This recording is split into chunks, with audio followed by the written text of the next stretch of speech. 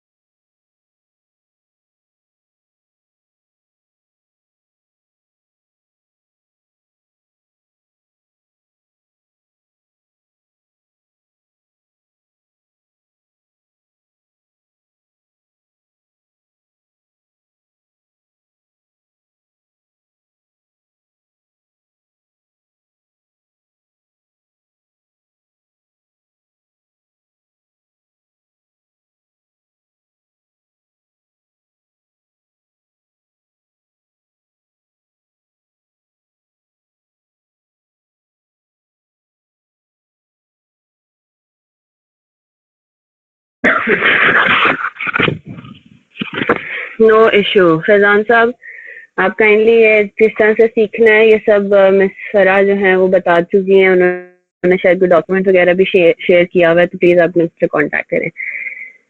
ठीक है जी।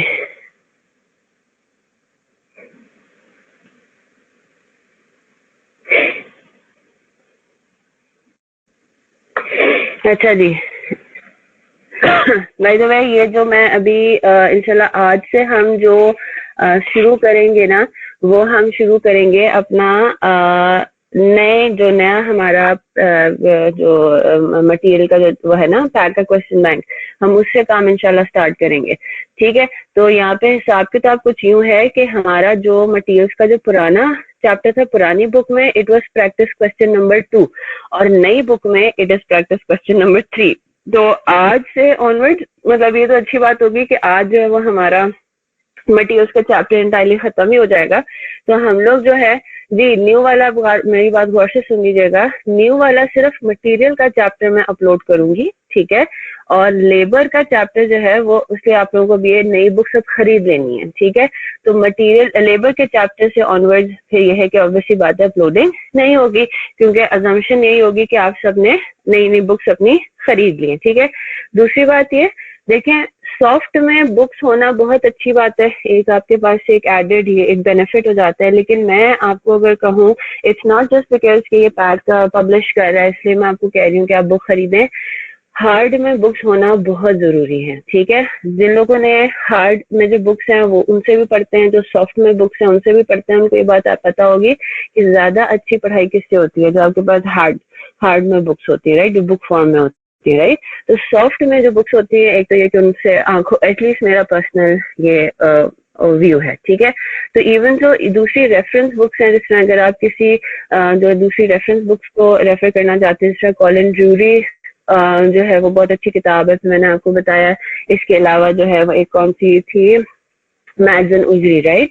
तो उसमें मैंने आपको बताया है कि मैंने खुद पर्सनली कैफ लेवल के ऊपर ये चीजें पढ़ी हुई हैं, सही है, ये किताबें पढ़ी हुई हैं। मुझे बहुत अच्छा लगता था, मुझे बहुत मजा आता था रेफरेंस बुक्स को रेफर करके। अच्छा, आई कैप की बुक देखें। आई कैप, ये बड़ा इंटरेस्टिंग सवाल बच्चे पूछते हैं कि मैम हम आई कैप की बुक पढ़े। अरे आप लोगों के लिए ही बनाई गई है आई कैप की बुक। किससे कभी किसी टीचर ने आपको मना किया है आई कैप की बुक पढ़ने से? नहीं मना किया ना। हाँ, ये बात मैं मेंशन इस FAR1 इंट्रो में मैं ये बात जरूर करती हूँ कि it might not be sufficient, right. यानी कि आप आईकैप की स्टडी टेक्स्ट में हो सकता है कि चीजें जो हैं वो मुकम्मल ना हो, इतने अच्छे तरीके से एक्सप्लेन ना की हो, सिलेबस में उससे भी ज्यादा चीजें पूछता हो, एग्जाम में उससे भी ज्यादा चीजें पूछता है, तो that might not be complete और it might not be very comprehensive, but yes there might be something in there जो हमने लेक्चर में जिस तरीके से पढ़ा हो सकता है वो आपको बुक से समझ में आ जाए। तो आई कैप की किताब भी जरूरी है। बट ये तो सवाल पूछने वाला है ही नहीं। मुझे तो हैरत होती है कि बच्चे जो ये पूछ रहे थे कि मैम बस हम सिर्फ पैक की किताब से करे काफी है ना, आपके लेक्चर से करे काफी है। अरे अपनी आदत डालें to refer to different books. एक चीज जब आप डिफरेंट किताबों में डिफरेंट तरीके से एक्सप्लेन होते हुए पढ़ेंगे तो आपको ज्यादा अच्छा समझ में आएगा। ठीक है, उसमें इश्यूज आ रहे हैं अब्दुल्ला मुनीर, अपेरेंटली सिर्फ आपको इश्यूज आ रहे हैं, तो एक काम ही करते हैं, क्लास के एंड पे फिर हम आपसे आपकी डिस्कशन कर लेंगे, ठीक है। हाँ जी, और तो किसी को प्रॉब्लम नहीं हो रहा ना? प्रैक्टिस क्वेश्चन नंबर 2 है, ये ओल्ड बुक का है और न्यू बुक में प्रैक्टिस क्वेश्चन नंबर 3 है। अच्छा चले ठीक है, आप अब्दुल्ला मुनीर आप भी अपना क्वेश्चन टाइप कर दो, ठीक है। लेकिन हम एक काम ये करते हैं, इसको हम डिस्कस करते हैं क्लास के एंड पे फॉर एवरीबडी। आप अपने क्वेश्चंस अपने पास लिखो, ठीक है, और हम इस चीज को डिस्कस करेंगे क्लास के एंड पे, ताकि जिनको प्रॉब्लम है वो रुक जाए, जिनको नहीं प्रॉब्लम वो चले जाएंगे, ठीक है। ये ठीक है ना? ऊपर लिखा हुआ है, चले ठीक है। उमेर बीबा, I would request you to please type it again, ठीक है। ऑडिट होती है, आप मुझसे मुझे व्हाट्सएप पे मेरे से कांटेक्ट कर लें, शाहरुख साहब, ठीक है। जेबा, जिनको प्रॉब्लम है अगर तो क्लास खत्म हो जाती है ना और ये हम डिस्कस नहीं कर पाते, तो आप लोग काइंडली मुझे व्हाट्सएप पे जरूर कांटेक्ट करें। Zeba, Mohammad Shahrukh, I will be looking forward to your messages and the others जिनकी ऑडिट की क्लास होती है। ग्रुप पे मैसेज करें, मैं सब समझा दूंगी वहां पे। अगर वहां पे नहीं समझ में आ रहा तो फिर हम कल क्लास में डिस्कस उसको कर लेंगे। वैसे अभी आप फिक्र ना करें, अभी मटेरियल्स के मैंने लंबे चौड़े असाइनमेंट्स और भी देने हैं, ठीक है। तो मटेरियल का जो बेसिकली हम आज चैप्टर तो कंप्लीट कर लेंगे, लेकिन उसका काम जो है वो हो सकता है आपको अभी भी करना हो, तो don't worry about it. Test आप लोगों का थर्सडे को है, तो मैं थर्सडे तक आई will B keeping you guys occupied with materials definitely. तो प्रैक्टिस क्वेश्चन नंबर 2 आपका होम असाइनमेंट था, इसके ऊपर विल कम बैक, सही है।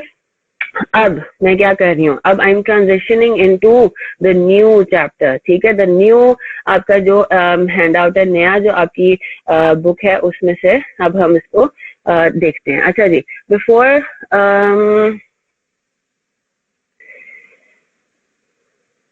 मैं आपको होम असाइनमेंट भी दे दूंगी इसका। वैसे सब कुछ इसमें सेम है, ठीक है। एक दो क्वेश्चंस सिर्फ जो रिसेंट अटेम्प्ट के क्वेश्चंस हैं वो इसमें ऐड हुए हैं, ठीक है। और दूसरा इसमें क्या काम हुआ है कि इन्होंने जहां जहां पे पुरानी बुक में रेफर किया हुआ था ना, कि refer ICAP study text question number 2.7, example में भी एक दो जगह पे उधर उन्होंने क्वेश्चन प्रॉपर मेंशन कर दिया है, ठीक है। तो ये आपके लिए आसानी हुई है कि भाई आपको बार बार वो मतलब प्रॉपर कंप्लीट कॉम्प्रिहेंसिव इन्होंने बना दिए, पूरे लेक्चर नोट्स बन गए, ठीक है। अच्छा जी, चले जी, तो अब जरा हम इधर आ जाते हैं। हम बेसिकली सैटरडे को हमने क्या चीज डिस्कस की थी, सैटरडे को हमने ये डिस्कस किया था कि अगर अनसर्टनिटी हो, किसके अंदर अनसर्टनिटी हो, आपके यूजेज के अंदर, तो फिर हमने किस तरीके से चीजों को लेकर चलना है, ठीक है। ऑब्वियस सी बात है, थोड़ा कॉम्प्लिकेटेड है, कॉम्प्लेक्स है, लेकिन मैंने आप लोगों को पूरे प्रॉपर तरीके से जो है वो समझाया था, बताया था, ठीक है। और मैंने ये बात मतलब आपको बता दी थी कि इसमें फौरन से आपको शायद बात समझ में ना आए, तो do give yourself some room, इसमें जो है वो टाइम लगेगा आपको समझने में, ठीक है जनाब। तो उस चीज के ऊपर हम जरा आते हैं थोड़ी देर में। जो लीड टाइम के अंदर अनसर्टनिटी है, उसके अंदर जरा मैंने आपको प्रैक्टिस क्वेश्चन नंबर 2 दे तो दिया था, लेकिन वो काफी सिंपल था, तो उसमें आई होप किसी को प्रॉब्लम जो प्रॉब्लम्स हुई है वो डेफिनेटली हम ऑब्वियसली बात है डिस्कस करेंगे, ठीक है। अब हम जरा इसी डिस्कशन को अपना आगे लेकर चलते हैं, ठीक है। अपने इसी डिस्कशन को आगे लेकर चलते हैं। हमने जो सैटरडे को क्वेश्चन मैंने आपको अपना एग्जाम्पल एक करवाया था, राइट, वो पैक बुक का नहीं था। तो सैटरडे को जो हमने एक एग्जाम्पल की थी, बाय द वे मैंने चैट बॉक्स मिनिमाइज कर दी, तो आपके जो भी क्वेश्चन होंगे वो मैं थोड़ी देर बाद लेती हूँ, ठीक है। तो सैटरडे को जो हमने क्वेश्चन किया था, गौर से सुनिएगा। सैटरडे को जो हमारा सवाल था उसके अंदर बेसिकली वो क्या कह रहा था, वो ये कह रहा है आपको उसने यूजेज दे दिया है, किधर था, अच्छा मैंने आपको लीड टाइम वाला ही करवाया था ना क्वेश्चन, ठीक है, लीड टाइम वाला ही था। उसमें यूजेज आपका फिक्स था, ठीक है।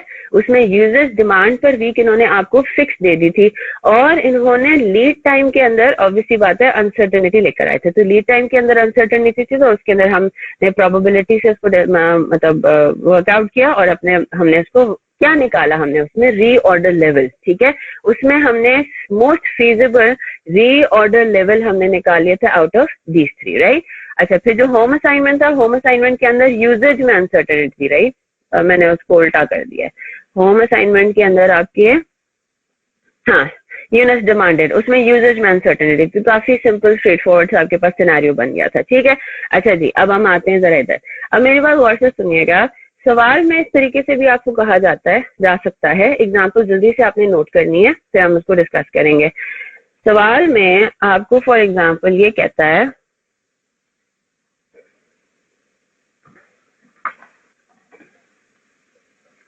नोट करेंगे, फिर उसको हम बाद में डिस्कस करेंगे, ठीक है।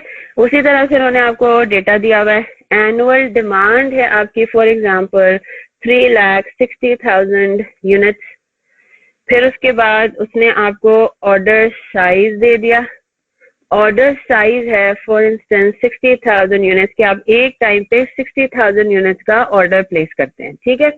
फिर उसके बाद लीड टाइम आ गया आपके पास कितना, 16 डेज, यानी कि अब यहाँ पे क्या सर्टेनिटी आ रही है लीड टाइम के अंदर, ठीक है। Lead time is pretty much certain, right.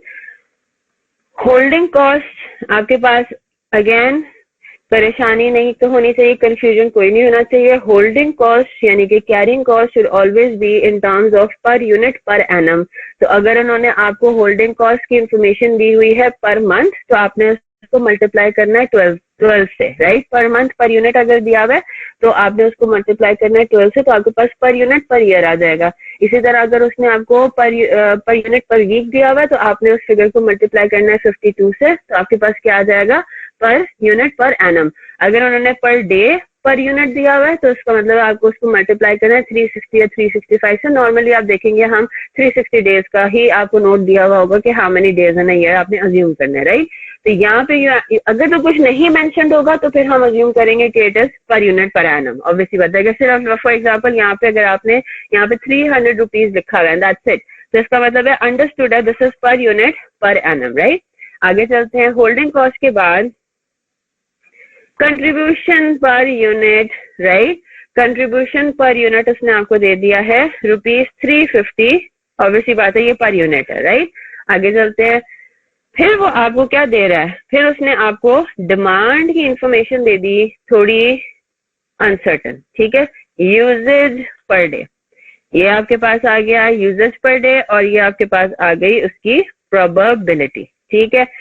साथ साथ में वैल्यू डिस्कस भी करते रहे ताकि हमें बाद में देखना ना पड़े। यूजेज पर डे 1000 यूनिट्स आप यूज करेंगे, आपको जरूरत है 1000 यूनिट्स पर डे की, इसकी प्रोबेबिलिटी है 40%।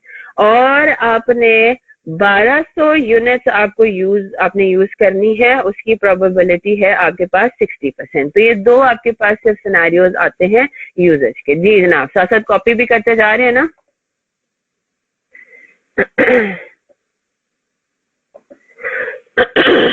अच्छा, जूम इन करने की जरूरत तो नहीं है ना, ये जूम इन आपने मेरे ख्याल से उसके लिए कहा था, बुक के लिए कहा था। अभी मैं बुक पे आई नहीं हूँ, ठीक है। चलें, बेहतरीन हो गया। चलो मैं दोबारा मिनिमाइज कर देती हूँ उसको। चले जनाब, आगे चले।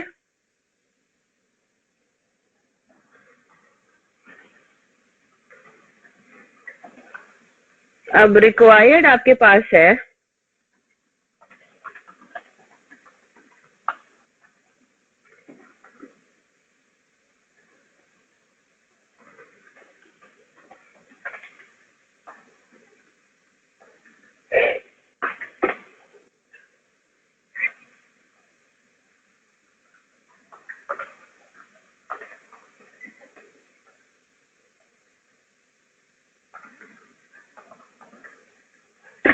चलिए रिक्वायरमेंट लिखे हैं, फिर मुझे लिख दें कि जी डन, ताकि फिर मैं आगे चलूँ।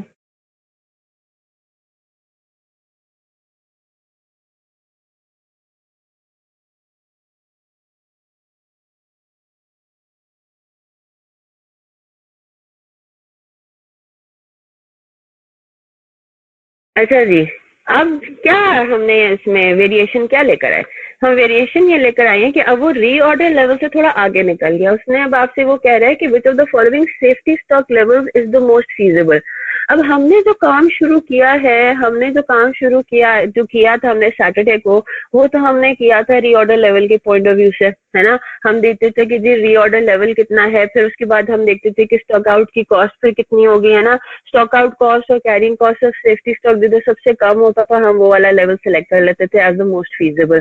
तो अब यहाँ पे वो रीऑर्डर लेवल से भी आगे चला गया। वो कह रहा है कि जी पहले जो हमने क्वेश्चन किया था उसमें सेफ्टी स्टॉक क्या था, सेफ्टी स्टॉक वहां पे ये रहा एग्जाम्पल, ठीक है। उसमें हमारे पास क्या सिनेरियो था, उसमें हम सेफ्टी स्टॉक बेसिकली हमारा फिर वेरी कर रहा था, है ना। सेफ्टी स्टॉक उसके अंदर हमारा वेरी कर रहा था एट एवरी लेवल, राइट। अब हम जब इधर आते हैं तो इधर वो आपसे पूछ रहा है कि भी क्या सेफ्टी स्टॉक के आपके पास दो ऑप्शन दे दिए, और अब आपको कैसे समझ में आ रहा है, कैसे करेंगे इसको अटेम्प्ट, टैक्टल किस तरीके से करेंगे? इतनी बात तो हमें समझ में आ गई कि पहले हम पार्ट ए को सॉल्व करेंगे, है ना, 1200 यूनिट और 1800 यूनिट। उसमें पहले हम कैलकुलेट करेंगे जी कॉस्ट ऑफ स्टॉक आउट, और वही टेबल तो हमारा वैसे ही बनेगा, है ना, टेबल हमारा बिल्कुल वैसे ही बनेगा। प्रोबेबिलिटीज यहाँ पे इन्वॉल्व हो जाएंगी, जहाँ पे अनसर्टेनिटी होगी वहां पे हम स्टॉक आउट, जहाँ पे बेसिकली इन्वॉल्व हो रहा होगा, यहाँ पे स्टॉक आउट की इन्फॉर्मेशन आ रही है ना। तो बेसिकली इस सवाल के अंदर आपसे क्या कहा जा रहा है, आपसे यही कहा जा रहा है ना कि आपका स्टॉक आउट वाला सिनेरियो यहाँ पे इन्वॉल्व हो रहा है, right, with probabilities. Probability itself इतना कोई मेजर इशू नहीं है। प्रोबेबिलिटीज जहाँ पे इन्वॉल्व हो, आपने उसमें एवरेज लीड टाइम और एवरेज यूजेज निकालने के लिए एक्सपेक्टेड वैल्यू इस्तेमाल करनी है, ये तो बिल्कुल बेसिक चीज है, ठीक है। इस सवाल के अंदर हमने बिल्कुल सैटरडे की तरह क्वेश्चन सॉल्व करना है। वो क्यों इस तरीके से हो रहा है? क्योंकि यहाँ पे स्टॉक आउट कॉस्ट इन्वॉल्व हो रही है जी। कंट्रीब्यूशन की बात हमने सैटरडे को डिस्कस की थी। What is meant by this contribution per unit? ये क्या है? Selling price minus variable cost. Exactly. तो ये आपके पास क्या आ जाएगा? ये क्या चीज होगी? ये लॉस होगा ना। आपके जितने यूनिट्स स्टॉक आउट होंगे, जितनी शॉर्टेज होगी, वो बेसिकली आपका ये अपॉर्चुनिटी कॉस्ट में कंसिडर होगा। ये stock out cost per unit है। मैंने आपको ये बात बताई थी कि ये आपका एक ऑल्टरनेटिव है, या तो आपको क्वेश्चन में stock out cost per unit दी हुई होगी, या फिर आपको दिया हुआ होगा कंट्रीब्यूशन पर यूनिट। तो बेसिकली वही बात है ना, आपका शॉर्टेज होगी तो your contribution will be lost. तो अब इतनी बात तो मैं आपको बता दूं कि जो हमने जिस तरह से हमने टेबल बनाया था सैटरडे को, उसी तरह से हमने अभी भी टेबल बनाना है, ठीक है। लेकिन फिर सवाल उठता है कि इंटायरली डिफरेंट चीज लग रही है। वहां पे तो हमें रीऑर्डर लेवल्स जो है वो देखने थे कि कौन सा रीऑर्डर लेवल जो है वो हमारा सबसे ज्यादा जो है वो फीजिबल है। यहाँ पे तो हम बात कर रहे हैं किसकी? यहाँ पे तो हम सेफ्टी स्टॉक की बात कर रहे हैं। तो ये तो मुख्तलिफ लग रहा है। तो क्या समझ में आ रहा है? क्या सेफ्टी स्टॉक और रीऑर्डर लेवल में कोई ताल्लुक है? हमने अब जो एनालिसिस करना है वो 1800 और 1200 यूनिट्स के दरमियान करना है जी। क्या सेफ्टी स्टॉक और रीऑर्डर लेवल के दरमियान ताल्लुक है? अच्छा, तो अगर हमें ये बात समझ में आ गई है, अगर हमें ये बात समझ में आ गई है कि स्टॉक आउट क्वांटिटी की जो कॉस्ट है that is dependent upon reorder level, तो क्या हम at every safety stock level हम रीऑर्डर लेवल कैलकुलेट नहीं कर सकते? बिल्कुल कर सकते हैं। क्या मतलब हुआ इस बात का? सर यूनिट्स का सेफ्टी स्टॉक पार्ट ए जो है उसको जरा हम सॉल्व करते हैं, ठीक है। बहुत आसान है।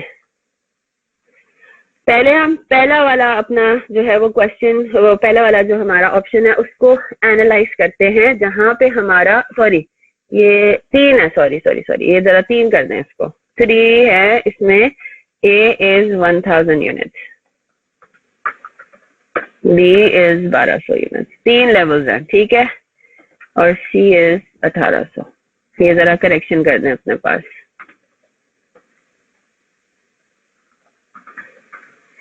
ठीक है।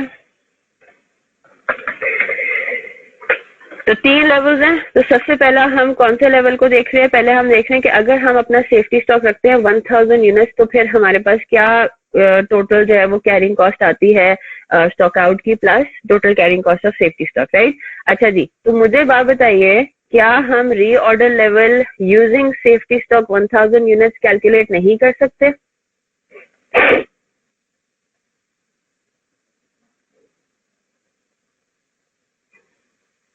जी, क्या रीऑर्डर लेवल का फॉर्मूला क्या है?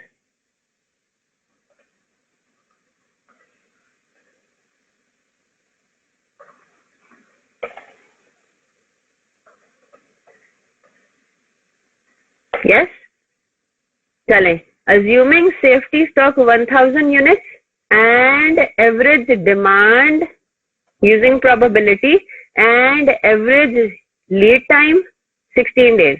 और ये मैंने दोनों चीजें वो कर दी, एवरेज लीड टाइम। क्या करेंगे? Calculate reorder level. जल्दी से मुझे रीऑर्डर लेवल कैलकुलेट करके बताएं। Assuming safety stock 1000 units, lead time average वही है 16 डेज, इट इज सर्टन, और एवरेज यूजेज जो है वो आपने प्रोबेबिलिटी कैलकुलेट करके निकालनी है। 5 मिनट डिस्प्ले दे रही हूँ, जल्दी से सॉल्व करें।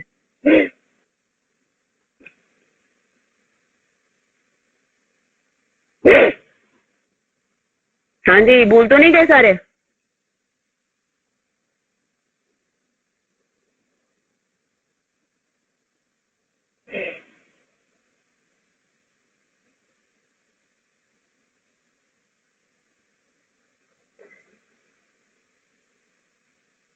जी यूजेज जो है वो ऑब्वियसली बात है पर डे है। जी जनाब, यूजेज पर डे है, तो लीड टाइम भी पर डे है और यूजेज, लीड टाइम भी डेज में, यूजेज भी पर डे ही होना चाहिए। जी जनाब, लीड टाइम सर्टन है तो उधर हम एवरेज लीड टाइम की जगह सर्टन ही लेंगे, है ना। एवरेज की जरूरत नहीं है, फिर हम क्या लेंगे, 16 डेज है ना। लीड टाइम एक बताई हुई है उन्होंने आपको हमजा।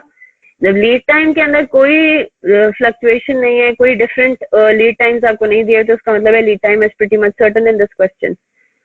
18,920, very good. जेबा, सना, फरजीन, अब्दुल्ला, फैजान का गलत आया है, it's 18,920। 18920। Mohammad Shahrukh, very good, 18920 is the correct answer, very good. यहाँ पे आपका basically average demand is something जो कि आपको कैलकुलेट करना है ना। 1000 यूनिट्स की यूजेज है, उसकी प्रोबेबिलिटी है 40%, एक्सपेक्टेड वैल्यू निकालना है, प्लस 1200 आपकी यूजर जो उसकी प्रोबेबिलिटी कितनी है, उसकी प्रोबेबिलिटी है 60%। तो जब आप एवरेज डिमांड निकालते हैं तो आपके पास निकलता है 1120 यूनिट्स, राइट।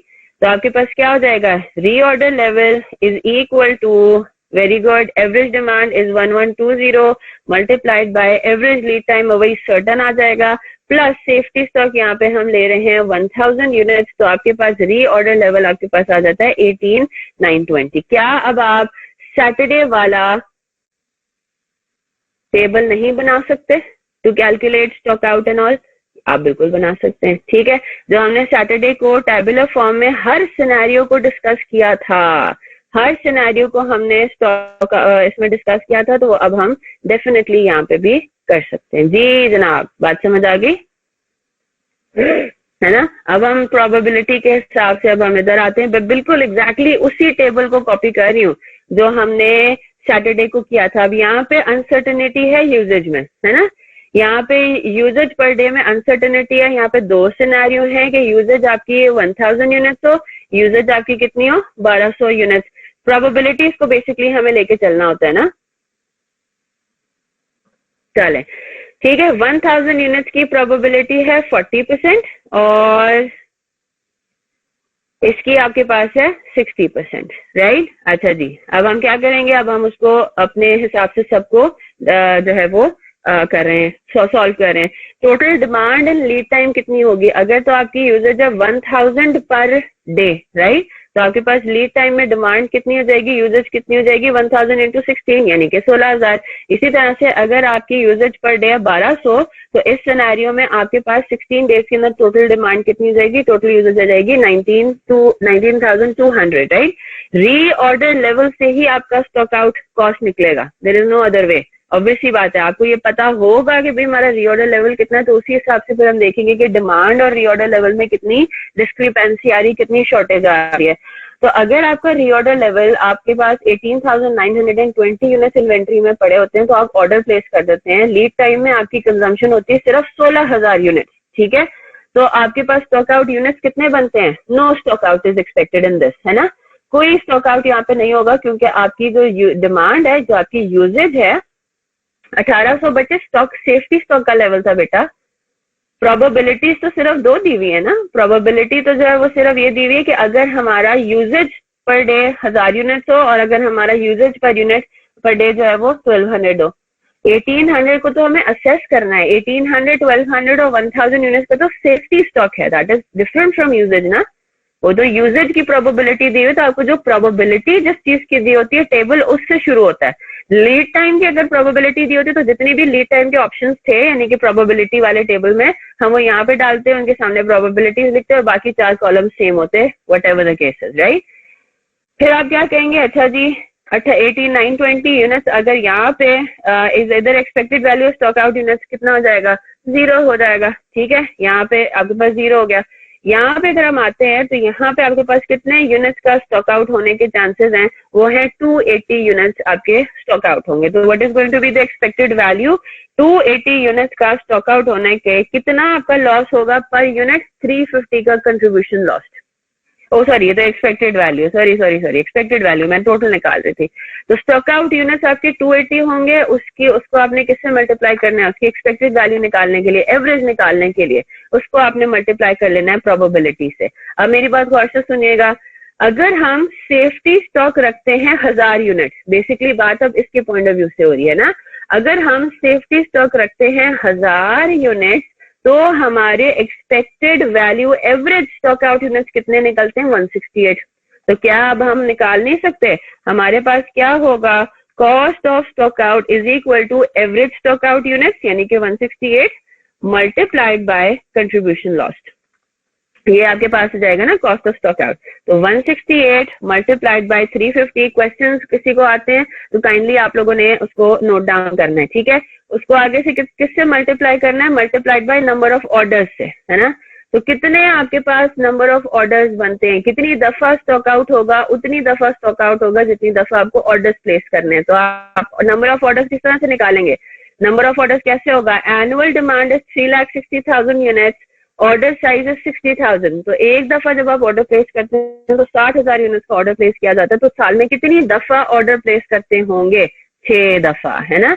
तो 3,60,000 डिवाइडेड बाय, वेरी गुड। तो आपने कॉस्ट ऑफ स्टॉक आउट निकालने के लिए दिस को मल्टीप्लाइड बाय, चलें जी, अब आप निकाले carrying cost of safety stock as well. जल्दी से निकाल के मुझे बताइए।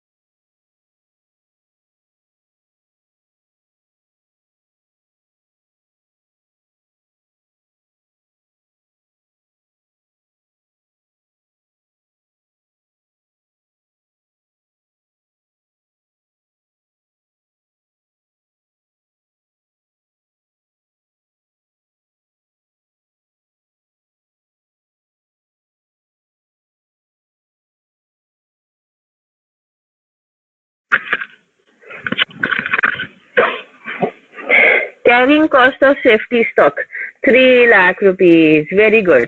तो जब हम कॉस्ट ऑफ स्टॉक आउट निकालते हैं तो वो आता है 168 multiplied by 350 multiplied by 6।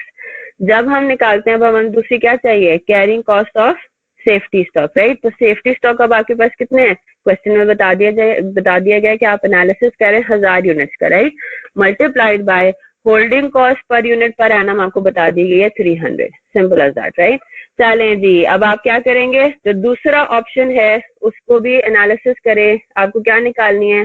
Total cost, basically वो टेबुलर फॉर्म में आप दोनों चीजों को डाल देंगे। 352,800 और 3 लाख रुपीज। बेसिकली हम इन चीजों को यहाँ पे इनका एनालिसिस करें, ठीक है। तो टोटल स्टॉक आउट कॉस्ट, अब जल्दी से 1200 यूनिट्स के ऊपर टोटल कॉस्ट निकालिए और मुझे बताइए। और 1800 यूनिट्स के अगर आप सेफ्टी स्टॉक रखते हैं तो उससे फिर क्या टोटल कॉस्ट आती है वो आप मुझे, ये पूरा बेसिकली अब आपने बी और सी पार्ट सॉल्व करना है। जी जनाब, 10 मिनट्स में दे रही हूँ। 10 minutes will be more than enough, more than enough.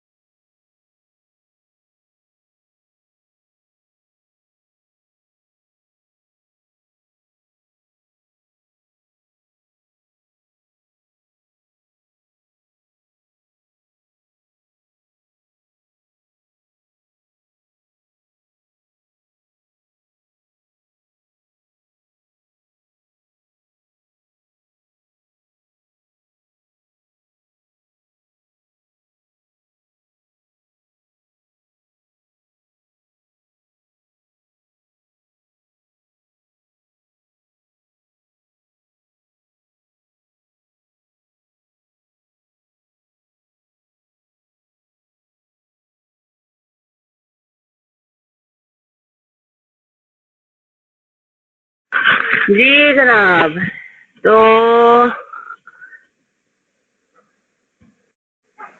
जल्दी से मुझे बताना शुरू कीजिए क्या पोजीशन है।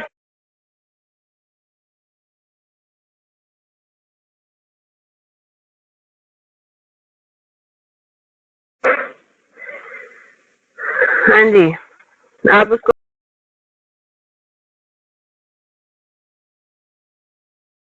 कंपेयर कर लीजिएगा। 1200 यूनिट्स अगर आपके पास होते हैं सेफ्टी स्टॉक, तो मैं सिर्फ वर्बली बता रही हूँ, 1200 यूनिट्स के सेफ्टी स्टॉक पे रीऑर्डर लेवल आपका निकलता है 19,120। ये यार है 19,120 के हिसाब से अगेन 1000 यूनिट्स पर डे के यूजेज पे कोई स्टॉक आउट नहीं होता, और 1200 यूनिट्स की यूजेज पे स्टॉक आउट होता है 80 यूनिट्स का, जिनका एक्सपेक्टेड वैल्यू निकलता है 48। तो for the purpose of calculating stock out cost आपके पास क्या पोजीशन होती है कि आपके पास एवरेज स्टॉक आउट यूनिट्स बनते हैं 48, राइट। 48 के हिसाब से stock out cost total per annum आपके पास आती है 1,08,000 रुपीज, ठीक है। 1,08,000 आपके पास स्टॉक आउट कॉस्ट हो गई, और आपके पास कैरिंग कॉस्ट 1200 यूनिट्स के सेफ्टी स्टॉक की निकलती है 3,60,000। 3,60,000 के हिसाब से टोटल कॉस्ट जो है वो आपकी 4,60,800। इसी तरह से 1800 यूनिट्स के ऊपर टोटल रीऑर्डर लेवल आपका बनता है कितना, 19,420, 1800 है कितना है, एक सेकेंड में से मैंने गलती की है, मैंने 1500 के हिसाब से किया, खैर जो भी कोई सा कोई मसला तो नहीं है। 17,920 20 प्लस 1800 19,720, ठीक है। 19,720 आपके पास रीऑर्डर लेवल होता है। तो जनाब बताइए स्टॉक आउट कॉस्ट कितनी होगी अगर 19,720 आपका रीऑर्डर लेवल होता है और आपकी यूजेज है 16,000,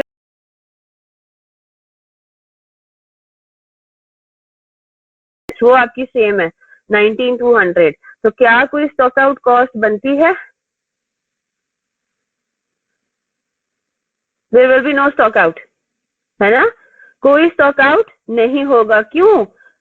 क्योंकि आपका जो यूजेज है, दोनों जो यूजेजेस हैं वो आपकी रीऑर्डर लेवल से कम है। एक यूजेज आपकी कितनी है 16,000 है, और दूसरी यूजेज आपके पास कितनी है 19,200 एग्जैक्टली। तो इन दोनों सिनेरियोज में जो आपका रीऑर्डर लेवल है 19,720 वो आपका ज्यादा है। तो सिर्फ क्या चीज आएगी, total carrying cost of safety stock. तो 1800 यूनिट्स का कैरिंग कॉस्ट पर एनम बनता है 5,40,000। तो जब हम इसमें सबसे ज्यादा जो ऑप्टिमम पॉइंट है वो हमारा क्या होगा, lowest of all these three options. तो फिर हम क्या कहेंगे, अब जाहिर सी बात है हम जो स्टॉक लेजर जो हम लोग stock level safety stock level जो सजेस्ट करेंगे हमारा रीऑर्डर लेवल भी उसी हिसाब से फिक्स हो जाएगा, है ना। तो हम क्या कहेंगे, हमारा जो सबसे मोस्ट फीजिबल सेफ्टी स्टॉक है दैट इज 1,200 यूनिट्स, और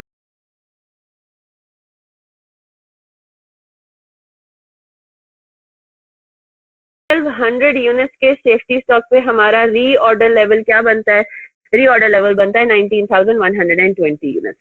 I hope that's clear now, ठीक है। ये बात सबको समझ आ गई। अब बेसिकली हमने रीऑर्डर लेवल वाली चीज को और एक और तरीके से देख लिया, है ना। तो वो चीज आपकी वही वाली एग्जैक्टली चीज अब बेसिकली एक एडेड स्टेप के साथ आपकी री इन्फोर्स हो गई। तो आई होप इससे आपको और ज्यादा क्लैरिटी आई होगी सैटरडे वाला जो हमने कॉन्सेप्ट किया था, ठीक है। चले जनाब, तो ये करने के बाद जरा हम आ जाते हैं, जी नहीं, प्रैक्टिस क्वेश्चन नंबर 2 अगेन, अभी उसमें थोड़ा टाइम है। अब हम आ जाते हैं किसके ऊपर, अब एक चीज हमारी छोटी सी रह गई,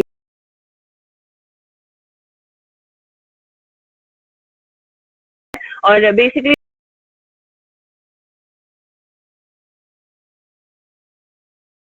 जेआईटी और एबीसी है ना, that is not in your syllabus. मजे की बात, ठीक है। तो जेआईटी और एबीसी वाली अब कोई बात है ही नहीं, राइट। चलें जी, अब जो एक छोटी सी चीज हमारी रह गई है वो उसको जरा हम देख लेते हैं। लीड टाइम की वैसे तो मैंने आपको बता दिया, क्या लीड टाइम का बता दिया कि अगर लीड टाइम के अंदर भी अनसर्टेनिटी आ रही होगी, लीड टाइम में भी अगर अनसर्टेनिटी आ रही होगी तो जहां जहां हमें एवरेज लीड टाइम यूज करना है, जहां पे हमें एवरेज लीड टाइम की जरूरत है, वहां पे हम क्या निकाल लेंगे, एक्सपेक्टेड वैल्यू, है ना। वो हमने एग्जाम्पल के थ्रू भी कर लिया, सैटरडे को एग्जाम्पल हमने की ही जो है वो अनसर्टेनिटी इन लीड टाइम थी। अब उसी चीज को जरा हम एक डिफरेंट तरीके से देखते हैं और एक छोटा सा उसमें हमें डिस्कशन करना है, ठीक है। Just give me a minute, मैं जरा अपने लैपटॉप का चार्जर लगा लूं, just give me a minute.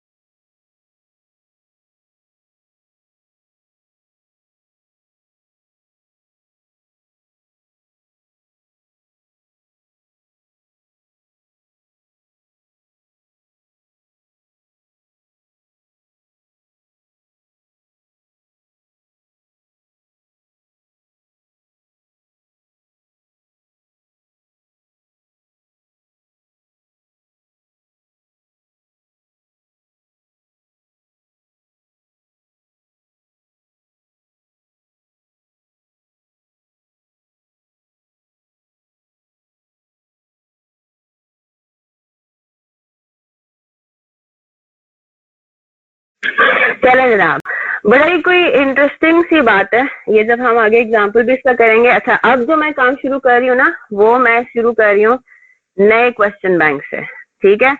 तो इसको जरा अपने ख्याल रखना है, ठीक है जनाब। अब हम जरा आ जाते हैं, this is basically page number है ये 20 नए क्वेश्चन बैंक का, ठीक है। ये एग्जाम्पल आप देख लेंगे, एग्जाम्पल पेज नंबर जो 19 पे है, ये उस सिनेरियो में जहाँ पे आपकी अनसर्टेनिटी इन यूजेज है। तो वो मैं आपको सवाल दे चुकी हूँ, ठीक है। और आज हमने अनसर्टेनिटी इन यूजेज का भी देख लिया, राइट। तो वो बेसिकली इसको हमने सॉल्व किया हुआ है। तो चलें जी, आगे चलते हैं। अब वो कह रहा है, की पॉइंट पर आ जाते हैं पेज नंबर 20 के। Lead time can also be uncertain and would be handle through cumulative probability approach. तो वैसे तो सिंपली स्पीकिंग मैंने इसीलिए आपको एक सवाल सैटरडे को करवा दिया था जिसमें बिल्कुल स्ट्रेट फॉरवर्ड था सब कुछ। उसमें लीड टाइम में अनसर्टेनिटीज थी, तो हमने लीड टाइम की एक्सपेक्टेड वैल्यू निकाली और हमने अपना काम कर दिया। अब एक और उसमें सवाल बन सकता है जिसको हम सॉल्व कुछ यूं करेंगे, ठीक है जी। अब उन्होंने आपको एक एग्जाम्पल दे दी है, ठीक है। और वो एग्जाम्पल बेसिकली क्या है उसको जरा हम रीड कर लेते हैं। अच्छा जी, यहाँ पे अनफॉर्चुनेटली ये खुला है इसके अंदर, तो मुझे इसमें पता नहीं है कि यहाँ पे पेन कहाँ से आता है, आता भी या नहीं आता। आपने जो पहला कॉलम है ना रिस्क का, इसको फॉर द टाइम बीइंग अब इग्नोर करना है। और आपने ये जो प्रोबेबिलिटी मीनिंग वाला कॉलम है, इसको आपने इग्नोर करना है। तो पहले हम जरा इसको सिंपल रीड कर लेते हैं। जो हमारा सप्लायर है वो मिनिमम 11 दिन लेता है, ठीक है, कराची से लाहौर डिलीवर करने में। मैक्सिमम जो है वो 15 दिन लेता है, राइट। 15 मिनिमम, 11 मिनिमम लिखा है, 15 मैक्सिमम लिखा है। और बीच में वो 12 दिन भी ले सकता है, 13 दिन भी ले सकता है, 14 दिन भी ले सकता है, राइट। 11 दिन वो लेगा टू डिलीवर योर ऑर्डर, उसकी प्रोबेबिलिटी है 50%। तो उसकी क्या हो जाएगी, एक्सपेक्टेड वैल्यू कितनी हो जाएगी, 11 इंटू 50% यानी कि 5.5, राइट। 12 दिन वो लेता है, उसकी प्रोबेबिलिटी है 20% कि वो 12 दिन लेगा, तो उसकी प्रोबेबिलिटी आपके पास 20% है। तो उसकी एक्सपेक्टेड वैल्यू कितनी निकलेगी, 12 इंटू 20% यानी कि 2.4। इसी तरह से 13 दिन की प्रोबेबिलिटी है 15%, 1.95। 14 डेज की है 10%, 1.4। और 15 डेज की है 5% यानी कि 0.75। तो अगर मैं आपसे पूछूं what is the average lead time, तो आप मुझे कहेंगे average lead time is 12 days. यहां तक बात समझ आ गई। This is something that we have already done, है ना, इसमें कोई मसले वाली बात नहीं है। अच्छा जी, आगे चलते हैं। 12 डेज आपके पास एक्सपेक्टेड लीड टाइम हो गया, सही है। ये तो किस्सा हो गया खत्म। अब हम आते हैं, पहली बात तो ये, आप लोगों ने अपनी मैथ, बेसिक मैथ में, स्टैट्स में शायद प्रोबेबिलिटी पढ़ते हैं, राइट। तो प्रोबेबिलिटीज का आपको पता है कि जो total of all the probabilities in a given scenario should be equal to 100। यहां तक बात क्लियर हुई। अब बहुत ही इंपॉर्टेंट बात आ रही है, टेक्निकल डिस्कशन हो रही है। जरा कान खोल के सारी चीजें साइड पे रखें, मोबाइल फोन साइड पे, पेन नीचे नीचे रख दें और आप मेरी बात सुने गौर से। मैं अगर आपको ये कहूँ कि जी वो 11 दिन लेता है टू डिलीवर योर ऑर्डर, उसकी प्रोबेबिलिटी है 50%। अब हम आते हैं, ये जो प्रोबेबिलिटी मीनिंग का कॉलम है, this is basically cumulative probability. Cumulative क्या होता है, जब आप पिछली सारे डेटा को क्या करते हैं, ऐड करते रहते हैं, एक्यूमुलेट करते रहते हैं। अब पहले हम इसका जरा कॉन्सेप्ट समझ लेते हैं कि what is meant by this. ठीक है, 11 दिन अब वो लेता है, उसकी प्रोबेबिलिटी 50% है। उससे पहले कोई हमारे पास नहीं है प्रोबेबिलिटी का scenario, right? Just give me a minute.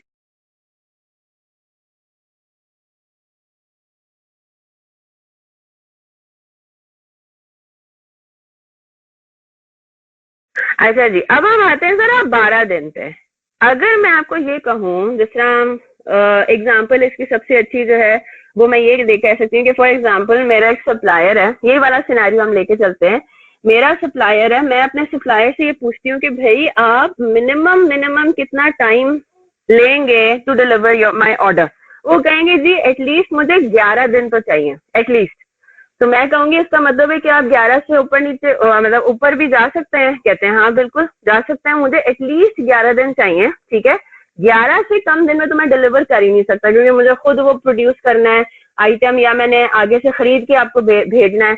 तो मैं 11 से कम दिन तो लूंगा ही नहीं, मैं एटलीस्ट भी जो है ना, सबसे कम से कम दिन भी मैं 11 लूंगा। अच्छा, फिर मैं कहूंगी अच्छा जी उसकी प्रोबेबिलिटी कितनी है, वो मैंने हिसाब लगा दी जी, वो 50% है कि चांसेस है 50%। अब मैं ये कहती हूँ, अब मुझे बात बताइए, मैं अगर अपने सप्लायर को कहती हूँ कि ठीक है जी आप मिनिमम आपने 11 दिन कोट किया ना, मैं आपको 12 दिन दे देती हूँ टू सप्लाई माई ऑर्डर।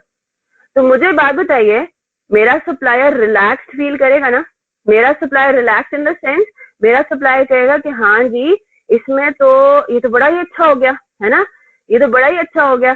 तो 12 दिन डिलीवर करने के लिए अगर मैं उसको दे देती हूँ, यानी कि अगर मैं उसको मुंह से कह देती हूँ कि जी आपका लीड टाइम जो है वो 12 डेज है, तो मुझे बात बताइए उसकी एफिशिएंसी में बेसिकली इजाफा हो जाएगा, है ना? वो कहेगा ओ जी बड़ा अच्छा हो गया, तो बड़ा ही अच्छा हो गया कि आपने मुझे एक दिन एक्स्ट्रा दे दिया, एक दिन और मुझे आपने कोट कर दिया कि जी यू कैन टेक 12 डेज।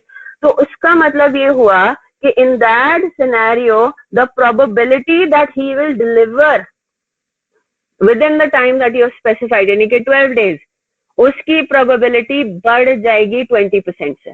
मेरी बात समझ आ रही है? तो बेसिकली 70% आया कितना, 50% चांस था 11 दिन में डिलीवर करने के लिए, आपने उसको एक और दिन दे दिया। तो बेसिकली अब हम क्या कहेंगे कि 12 डेज की लीड टाइम की क्यूमुलेटिव प्रोबेबिलिटी 70%। अब हमारे पास चांसेस बढ़ गए हैं कि हमारा जो सप्लायर है वो विद इन 12 डेज डिलीवर कर दे। अब उसकी प्रोबेबिलिटी हो गई है 70%। ये बात समझ आ रही है? ठीक है, अब वो क्या हो रहा है, उसकी प्रोबेबिलिटी, तो आप लीड टाइम बढ़ाते जा रहे हैं, तो प्रोबेबिलिटी भी that the supplier will be able to do his work in time, it will increase gradually, है ना? इसी तरह से आप अगर उसको कहते हैं कि जी आप 11 दिन मिनिमम लेंगे ना, मैं आपको 13 दिन दे देता हूँ। अब मुझे बताइए, अब हमें थोड़ी और तसल्ली हो जाएगी कि अब हमने उसका टाइम फ्रेम बढ़ा दिया है, तो the supplier will be able to work even more efficiently, and now there is 85% cumulative chance कि वो जो है विद इन टाइम डिलीवर करेगा। तो हम एक्सपेक्टेड वैल्यू निकालने के लिए तो ये इंडिविजुअल प्रोबेबिलिटीज लेते हैं। ठीक है, हमने एक्सपेक्टेड वैल्यू के लिए ये वाली प्रोबेबिलिटीज लेनी है, इसमें कोई डेविएशन नहीं है। ये जो हम क्यूमुलेटिव प्रोबेबिलिटी वाला कॉन्सेप्ट पढ़े, दिस इज समथिंग न्यू, ये एक नई बात है। और वो क्या है, आपने बेसिकली पिछले लीड टाइम की फिगर्स को ऐड करते रहना है। 50 प्लस 20 70%, 70 प्लस 15 85%, 85 प्लस 10 95%, 95 प्लस 5 100%। तो जो आपके पास सबसे आखिरी यहाँ पे आ रहा है ना, मैक्सिमम आपके पास आ रहा है, उसका आप देखें 100% प्रोबेबिलिटी आ रही है। तो अगर आप अपने सप्लायर को ये कह देते हैं कि जी 11 दिन गया, आप 15 दिन ले लें, तो अब 15 दिन में तो सप्लायर कहते हैं भाई इसमें तो हमने डिलीवर कर ही देना है, इसमें तो कोई स्यापा ही नहीं है, कोई मसला ही नहीं है। 15 डेज की विद इन तो हमने डिलीवर कर ही देना है, 100% उसकी क्यूमुलेटिव प्रोबेबिलिटी आती है। अब सवाल ये उठता है कि हम इसको पढ़ क्यों रहे हैं, है ना? क्यूमुलेटिव प्रोबेबिलिटी का अब तक तो हमने कहीं पे काम नहीं देखा। एवरेज लीड टाइम की कैलकुलेशन के लिए तो हमें इंडिविजुअल प्रोबेबिलिटीज लेनी होती है, क्यूमुलेटिव से तो उसका कोई ताल्लुक ही नहीं है। अब हम आते हैं जरा रिस्क वाले कॉलम पे, और फिर हम आएंगे नीचे वाले क्वेश्चन के ऊपर, जो कि मैं आपको होम असाइनमेंट दूंगी समझने के लिए, और प्रॉपर एक होम असाइनमेंट आपका और भी है। ठीक है, अब मेरी बात गौर से सुनिएगा। जी बिल्कुल, मैं आपको यही कह रही हूँ ना, हमने लीड टाइम के लिए तो इंडिविजुअल प्रोबेबिलिटीज ही लेनी है। बिल्कुल ठीक बात है आपकी। तो ये तो मैं आपको कह रही हूँ क्यों हम पढ़ रहे हैं फिर क्यूमुलेटिव प्रोबेबिलिटी, क्योंकि सवाल में अब कुछ डिफरेंट, जिसमें मैंने आपको पहले सैटरडे को रीऑर्डर लेवल सिर्फ करवाया था ना, सिर्फ मैंने आपको रीऑर्डर लेवल सिलेक्ट करने को कहा था। आज मैंने उसी चीज को ऐड ऑन कर दिया। मैंने कहा सवाल में अगर आ जाए कि सेफ्टी स्टॉक सबसे ज्यादा फीजिबल क्या है, तो वही चीज है, वही सब वर्किंग है, सब कुछ सेम है, लेकिन उसमें अब एक एडेड चीज हमारे पास एक डिफरेंट तरीके से सेम सिनेरियो को टैकल करने की चीज आ गई। अब यहाँ पे भी अगर तो लीड टाइम के अंदर अनसर्टेनिटी आती है तो एक तो बिल्कुल सिंपल चीज हो गई कि आपको एवरेज लीड टाइम कैलकुलेट करके अपना क्वेश्चन सॉल्व कर लेना है। एक और तरीके का क्वेश्चन भी आ सकता है जो कि इसके नीचे गिवन है। अब मेरी बात गौर से सुनिएगा। मेरे पास ये जो क्यूमुलेटिव प्रोबेबिलिटी है 50%, 50% क्या कह रहा है कि वो डिलीवर कर देगा, ये प्रोबेबिलिटी है ना। 50% प्रोबेबिलिटी है कि वो 11 डेज में डिलीवर कर देगा। तो व्हाट इज द प्रोबेबिलिटी कि वो डिलीवर नहीं कर सकेगा 11 डेज में? 50%, यस और नो, है ना। 11 डेज के अंदर 50% प्रोबेबिलिटी है कि वो डिलीवर कर देगा। तो what is the probability, risk का क्या ये मतलब हो गया ना, व्हाट इज द प्रोबेबिलिटी कि वो डिलीवर नहीं कर सकेगा? इट्स 50%। चलें जी, अब आगे चलते हैं। 12 डेज की क्यूमुलेटिव प्रोबेबिलिटी है 70%, ठीक है, जिसमें 11 डेज का भी शामिल है, यस और नो। तो अगर मैं आपको कहूं कि व्हाट इज द रिस्क, क्या रिस्क है कि वो 12 डेज में डिलीवर नहीं कर सकेगा, इट इज नॉट 80%। 80% प्रोबेबिलिटी नहीं है, रिस्क नहीं है। तो बेसिकली जो क्यूमुलेटिव प्रोबेबिलिटी हमने निकाली है ना, ये कैलकुलेट करने के लिए निकाली है रिस्क। हम ये नहीं कहेंगे कि 12 दिन के लीड टाइम का risk of not delivering with in 12 days is 80%, ये बात नहीं है। मेरी बात गौर से सुनिएगा। मैं आपसे ये पूछ रही हूँ व्हाट इज द रिस्क के सप्लायर 12 दिन में डिलीवर नहीं कर सकेगा। तो हम ये नहीं कहेंगे 80%, ये नहीं है, ठीक है। ये रिस्क नहीं है कि सप्लायर 12 डेज के विद इन नहीं डिलीवर कर सकता। उसका रिस्क जो है that is not 80%, that is 30%। क्यों? क्योंकि 12 दिन में डिलीवर करने का 11 दिन वाली चांसेस भी तो आ जाते हैं ना। तो आपकी जो रिस्क है वो कम हो जाता है, यस और नो। तो आपने जो रिस्क निकालना है वो निकालना है किसको यूज करके? क्यूमुलेटिव प्रोबेबिलिटी को यूज करके। This is basically what the risk that the supplier does not deliver within these time, within these days. Is that clear? इसी तरह से 13 दिन के अंदर अंदर वो डिलीवर करता है, उसकी क्यूमुलेटिव प्रोबेबिलिटी 85%। तो क्या रिस्क है कि वो with in 13 days, with in 13 days में 11 12 भी आ जाता है कि वो विद इन 13 डेज डिलीवर नहीं कर पाता, 13 डेज से भी ज्यादा लेता है, उसका रिस्क है 15%। इसी तरह से वो विद इन 14 डेज में डिलीवर नहीं कर पाता, तो क्या कैसे हम कैलकुलेट करें? 100 माइनस क्यूमुलेटिव प्रोबेबिलिटी, 100 माइनस 85% आता है 15%, 100 माइनस 95% आता है 5%। Is that clear? और वो हम कह रहे हैं कि व्हाट इज द प्रोबेबिलिटी कि वो 15 डेज में भी डिलीवर नहीं कर पाता, विद इन 15 डेज भी डिलीवर नहीं कर पाता, उसकी जो रिस्क है दैट इज 0%, है ना। क्योंकि वो कह रहे हैं कि भाई मुझे 15 दिन से ज्यादा तो लगेंगे ही नहीं। Is that clear? तो उसमें 95% नहीं है आपका रिस्क बल्कि 0 है, ठीक है। अच्छा फैजान जी जनाब, इस तरह से नहीं सिलेक्ट करते ना बेटा, ठीक है, इस तरह से नहीं करते, पूरी कॉस्टिंग करेंगे फिर उसके बाद सिलेक्शन होगी। Is that clear? वो तरीका आपको बिल्कुल सेम रहेगा जो हमने पहले पढ़ा है, वो रिस्क के बेसिस पे नहीं होगा। चले जी, अब हम फिर रिस्क को कहाँ इस्तेमाल करना है, इधर आ जाए। इंडिविजुअल प्रोबेबिलिटी दोनों लॉजिकल है, आप प्लीज दोनों को कंफ्यूज मत करें। Cumulative probability is just for the purpose of calculating the risk that the supplier does not deliver in time. Individual probabilities will be used in calculation of expected value in order to calculate average. अच्छा जी, बस 2 minute मुझे दे दें, ठीक है, 2 minute दे दें। हम जरा alpha Motors के ऊपर आते हैं, ठीक है। अल्फा मोटर्स, ये वाला जो क्वेश्चन है ये आपका होम असाइनमेंट होगा फॉर द डे, लेकिन इसको मैं थोड़ा सा डिस्कस करना चाहूंगी। Class work number 12 is your home assignment, ठीक है। वैसे तो होम असाइनमेंट आपके मैंने और भी देने हैं, लेकिन कुछ होम असाइनमेंट्स हैं जो मैं कल आपसे पूछूंगी कि वो हो चुके हैं नहीं हुए, और कुछ होम असाइनमेंट्स में आपको फ्राइडे तक का टाइम दूंगी, थर्सडे या फ्राइडे तक का, ठीक है। अल्फा मोटर्स का सवाल जब हम देखते हैं तो हमें वो बिल्कुल नॉर्मल ही लग रहा है, जो हमने लीड टाइम वाला पहले भी किया हुआ है। क्या कह रहा है वो? उसने आपको देखे यहाँ पे क्या दे दिया, इधर आपको एनुअल रिक्वायरमेंट दे दी है ना, इन्होंने आपको परचेज कॉस्ट बता दी पर gasket, ordering cost per order बता दी, और इन्होंने कैरिंग कॉस्ट बता दी। फिर उसके बाद the gaskets are used evenly throughout the year. क्या मतलब हुआ कि जो हमारी जो यूजेज है वो हमारी कांस्टेंट है ना, यूजेज हमारी कांस्टेंट है। The lead time for an order is normally 11 days, but it can take as much as 15 days. पहली बात तो मैं आपको क्लैरिफाई कर दूं, ये इसने मिनिमम नहीं बताया हुआ, ये नॉर्मली का वर्ड बताया हुआ है। तो what is meant by this, जहां पे भी नॉर्मल का टर्म यूज हो जाए दैट मीन्स योर एवरेज, है ना। तो ऑन एन एवरेज यानी कि अगर हम एक्सपेक्टेड वैल्यू के हिसाब से शायद चलते, अभी आपको उसको रीचेक नहीं करना, ठीक है, रीचेक बाय द वे नहीं करना, नॉर्मली 11 दिन लेता है वो उसने ये नहीं कहा कि मिनिमम 11 दिन लेगा, वो कहता है नॉर्मली 11 दिन लेता है। तो इसका तो मतलब ये हुआ कि ऑन एन एवरेज वो 11 दिन लेता है, तो वो मिनिमम तो नहीं हुआ ना, व्हाटएवर द केसेस। तो इसको जरा हम स्टडी करके प्रॉपर टर्म्स को भी समझ के आगे चलेंगे। But it can take as much as 15 days. तो हाँ, इन्होंने क्या बता दिया, 15 डेज मैक्सिमम बता दिया। The delivery time and probability of their occurrence are given below. तो इन्होंने आपको डिलीवरी टाइम बता दिया, ये एवरेज लीड टाइम का अकरेंस कितना है, प्रोबेबिलिटी 68%। ये क्या इन्होंने दे दिए, ये इन्होंने इंडिविजुअल प्रोबेबिलिटीज दी है। पहली बात तो ये आपने क्यूमुलेटिव प्रोबेबिलिटी पढ़ ली हुई है, हाउ वुड यू रिकग्नाइज कि ये कहीं क्यूमुलेटिव प्रोबेबिलिटीज तो नहीं है। अगर तो ये क्यूमुलेटिव प्रोबेबिलिटी होती तो आपके पास मैक्सिमम लीड टाइम का टोटल प्रोबेबिलिटी 100% आ रहा होता, और आपके पास क्या होता है, ये प्रोबेबिलिटीज एक दूसरे में ऐड इंक्रीज होती रहती है बेसिकली, है ना। तो ये इंडिविजुअल प्रोबेबिलिटीज है।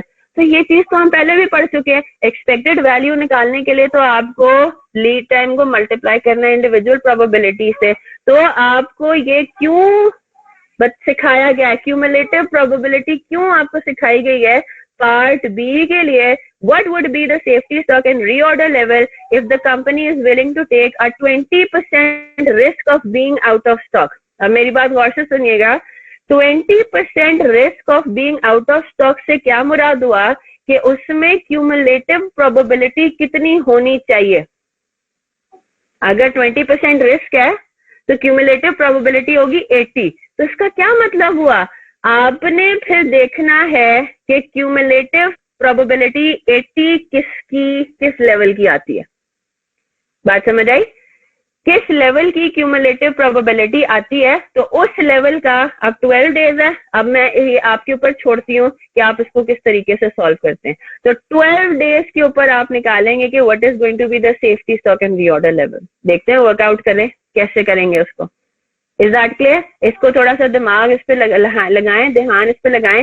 होम असाइनमेंट जो है वो आज वाला नोट कर लें, और वैसे जो मटेरियल्स के 2-3 सवाल जो है वो रह गए थे वो मैं आपको फिर एक काम ये करें, आज के लिए तो इसी के ऊपर फोकस करें ना, कल फिर हम इस चीज को डिस्कस करके लेबर का चैप्टर इंशाल्लाह स्टार्ट करेंगे, ठीक है। तो home assignment for today is class work number 12। इसके अलावा हमारी एक एग्जाम्पल है पेज नंबर 18 पे वो, और एक क्लास वर्क नंबर 2 पुराना एक सवाल है, वो हमारा जो है वो मैंने आपको अभी तक नहीं दिया होम असाइनमेंट में। तो वो जो मैं आपको 2-3 और सवाल जो है मिलके फाइनल जो है वो दे दूंगी आपको, क्या कहते हैं, होम असाइनमेंट जो दूंगी मटेरियल्स का, लेबर का चैप्टर शुरू करने के बाद जो सबमिट कराना वो भी आपका होम असाइनमेंट होगा आसिफ, स्प्रिंग 2018 ये भी आपका होम असाइनमेंट होगा। फिर हम उसको वीकेंड पे डिस्कस करेंगे। तो जितने भी क्वेश्चंस आपके मटेरियल्स के रह गए वो मैं, मेरे माइंड में जरा एक चल रहा है कि मैं जो हूँ आप लोगों का एक यही क्वेश्चन इश्यू, मतलब हर चैप्टर के एंड होने के हफ्ते के बाद या 5-6 दिन के बाद मैं पैक मैनेजमेंट से जरा डिस्कस कर लूँ कि if I can fix an extra class for you guys, कि उस चैप्टर में जिस तरह ये होम असाइनमेंट वाले क्वेश्चंस वो मैंडेटरी क्लास होगी बाय द वे, और वो हम संडे को रख लिया करेंगे या सैटरडे को जो है वो किसी टाइम पे जिसपे सबको फीजिबल हुआ उस पर रख लिया करेंगे, कि जिसमें उस चैप्टर के टेस्ट के बाद भी, ऑब्वियसली बात है टेस्ट की तैयारी करते हैं तो आपके और इश्यूज निकलते हैं, तो टेस्ट के बाद भी जो है आपकी जो भी प्रॉब्लम्स हैं, और फिर जो मैंने आपको रिमेनिंग क्वेश्चंस दिए हुए होंगे कंप्लीट करने के, वो जो क्वेश्चंस डिस्कस करने के लिए हम एक अलग क्लास फिक्स कर लेंगे। तो हमारा नया चैप्टर स्टार्ट हो जाए करेगा, और जो पिछले चैप्टर के आप लोग रिवीजन कर रहे होंगे, टेस्ट के जो इश्यूज आ रहे होंगे और रिमेनिंग क्वेश्चंस के जो इश्यूज आ रहे होंगे वो फिर हम डिस्कस कर लिया करेंगे उस एक्स्ट्रा क्लास में, which is going to be mandatory for all. ठीक है, तो फॉर टुमारो आपको जो है आपकी क्लास वर्क नंबर 12 है होम असाइनमेंट। और कल फिर हम इंशाल्लाह इसको प्रैक्टिस क्वेश्चन नंबर 2 भी डिस्कस कर लेंगे, लेकिन प्रैक्टिस क्वेश्चन नंबर 2 का आइडियली जिन्हों को प्रॉब्लम है वो ग्रुप पे मैसेज कर दें, क्योंकि सबको इश्यू नहीं है प्रैक्टिस क्वेश्चन नंबर 2 में। ठीक है, तो मेजोरिटी को कोई प्रॉब्लम नहीं आ रहा, सिर्फ 2-3 स्टूडेंट्स को आ रहा है, तो आप लोग काइंडली मेरे से व्हाट्सएप पे डिस्कस कर लें तो वो ज्यादा अच्छा होगा। ठीक है, और क्लास वर्क 12 आपने कल सबमिट कराना है, and there are 2-3 more questions जो कि आपको मैं by the end of this week आपको सबमिट कराने होंगे। चलें जी, यहाँ तक किसी को कोई क्वेश्चन, कोई परेशानी, कोई मसला? इंशाल्लाह फिर कल मिलते हैं। Till then take care of yourselves. अल्लाह हाफिज।